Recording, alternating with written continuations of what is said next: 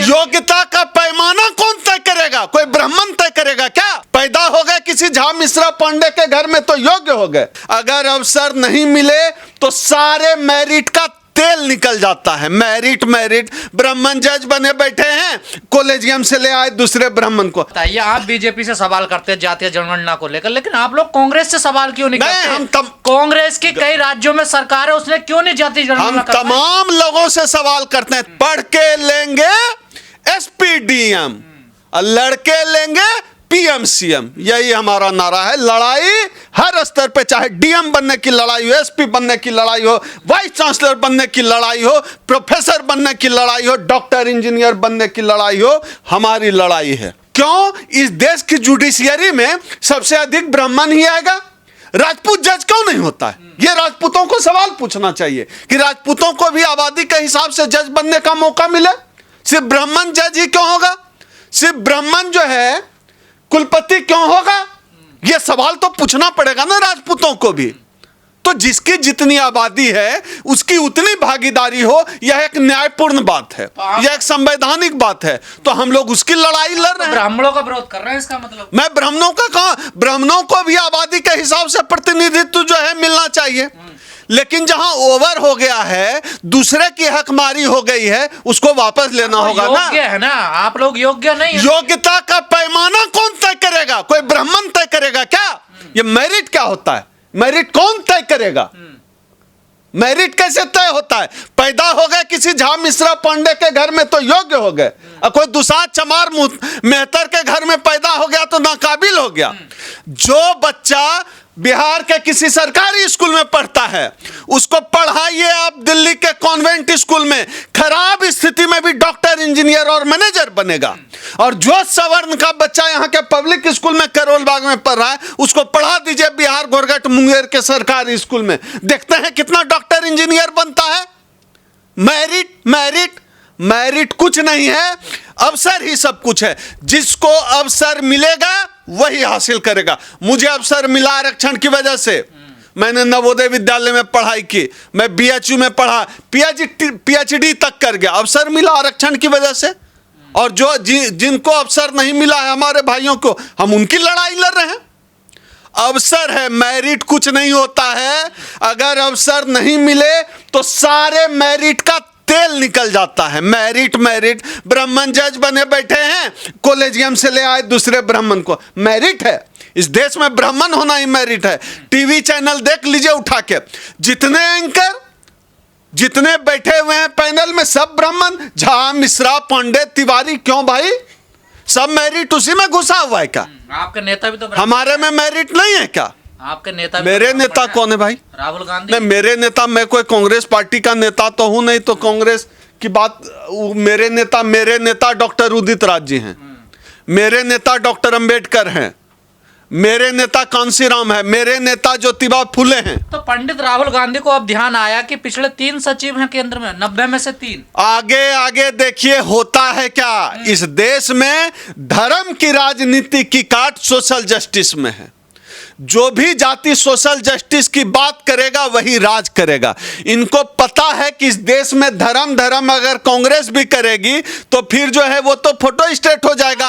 अगर धर्म ही चाहिए तो बीजेपी का हिंदू धर्म क्या खराब है? वो तो ओरिजिनल माल है। कांग्रेस अगर हिंदू धर्म करेगा तो फोटो स्टेट हो जाएगा। और इस देश में कमलनाथ का विरोध कर रहे हैं आप, इसका मतलब? कमलनाथ कौन है?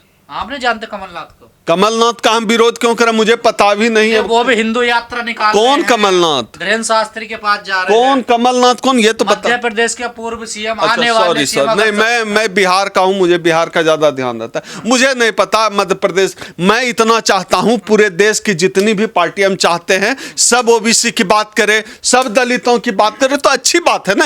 यही तो हम चाहते हैं करे, तो ये तो अच्छी बात है ना कि शुरुआत तो हुई।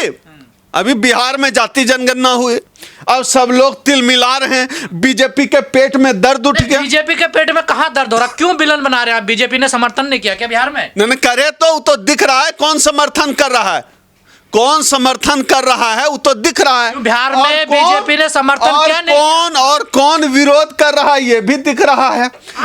सब नहीं, इग्नोर नहीं, अब आना पड़ेगा। यही तो हम चाहते हैं कि समर्थन में ना आए। नरेंद्र मोदी हाथ में चिट्ठा लेके घर घर घूमे, भाई कौन जात हो, हम मोदी हैं, तुम कौन जात हो। मोदी मोदी तो बता ही रहे हैं, लेकिन अब पूछना शुरू करें कौन जात हो। हम उस दिन का सपना देख रहे हैं। भारतीय राजनीति में हम उस दिन का इंतजार कर रहे हैं जब नरेंद्र मोदी और मोहन भागवत जो हिंदू मुस्लिम करता है, हाथ में कागज और कलम लेके पूछना शुरू करेगा कौन जात हो भाई। कांग्रेस हिंदू मुस्लिम नहीं करती? बिल्कुल करती होगी, बिल्कुल करती होगी। इस देश में राजनीति हिंदू मुस्लिम को होती रहे, जो गलत है। हम लोग तो चाहते हैं जाति की राजनीति हो। देश जातियों में बटा हुआ है, कोई हिंदू है ही नहीं। नकली लड़ाई है, हिंदू मुस्लिम की पूरी लड़ाई ही नकली लड़ाई है। बताइए, आप बीजेपी से सवाल करते हैं जातीय जनगणना को लेकर, लेकिन आप लोग कांग्रेस से सवाल क्यों नहीं करते? कांग्रेस की कई राज्यों में सरकार है, उसने क्यों नहीं जातीय जनगणना? हम तमाम लोगों से सवाल करते हैं, तमाम सरकारों से मांग करते हैं